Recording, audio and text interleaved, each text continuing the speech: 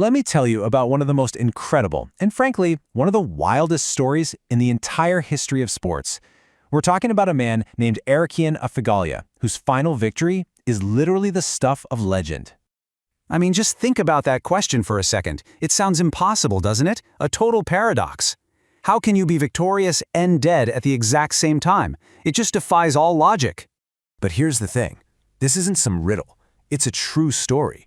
Way back more than 2,500 years ago, an athlete did the impossible. He secured a championship in the very instant that his life ended. And to understand how this could even happen, we have to go back and look at the sport he mastered. This wasn't your average competition. We're talking about Pankration, which was, you could argue, the most brutal contest in the ancient Olympic Games. You know, the name itself tells you a lot. Pankration pretty much translates to all force, and believe me, it absolutely lived up to that name. It was this vicious combination of boxing and wrestling where, well, almost anything was allowed. And when I say almost anything, I mean it. The rulebook was ridiculously short. Basically, you couldn't bite and you couldn't gouge someone's eyes out. That's it.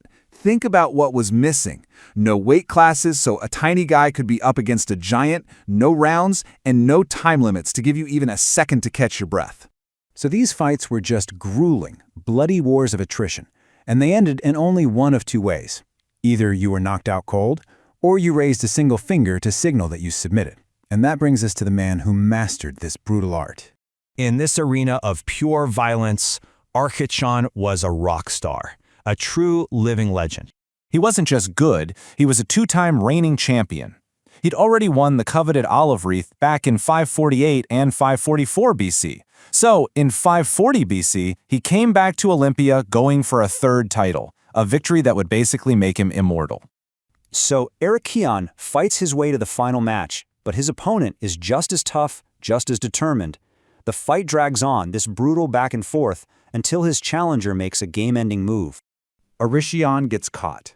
His opponent locks him into this devastating scissor hold with his legs, and at the same time gets him in a chokehold from behind. His air is completely cut off. He's suffocating. His vision is going blurry. This is it. The end is near. Now, in any sport today, the fight's over. You tap out. But you have to remember, this was ancient Olympia.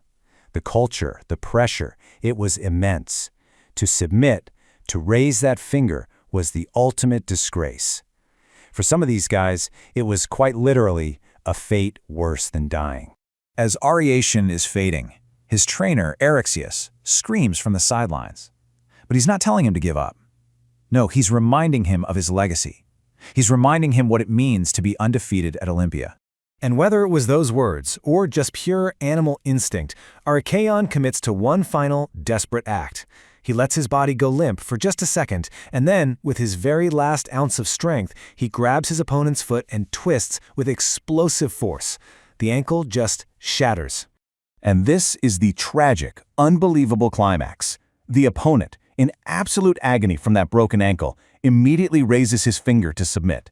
But in that exact same moment, the violent torque Arrhichion used to break the ankle, it tightened the chokehold and snapped his own neck. So the dust settles. The arena falls dead silent. The judges, well, they're now facing a situation that nobody had ever seen before in their entire lives. I mean, really think about it. The challenger is alive, but he surrendered. Arrhichion never gave up, but he's dead. So who do you declare the winner? The answer, as it turns out, was in the simple, unbending rules of the sport. The law was absolute. The man who yields, who raises that finger, loses the match. Period.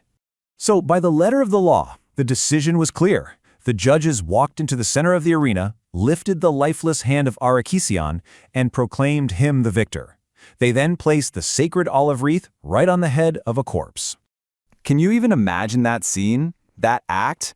Right there, instantly transformed Arrhichion from just an athlete into an immortal hero. It's why his story has fascinated people for thousands of years. He wasn't seen as a tragic figure, he was celebrated as the ultimate champion. He became the perfect embodiment of that ancient Olympic ideal, a spirit where honor and victory were actually valued more than life itself. He chose to die undefeated rather than live with the shame of surrender. And that leaves us with this profound question that just echoes through history, doesn't it? Was Arrhichion's final moment the ultimate victory, the ultimate expression of a competitor's will to win? Or was it the ultimate sacrifice for a fleeting moment of glory? I guess the answer really depends on what you value more, the victory or the life it costs.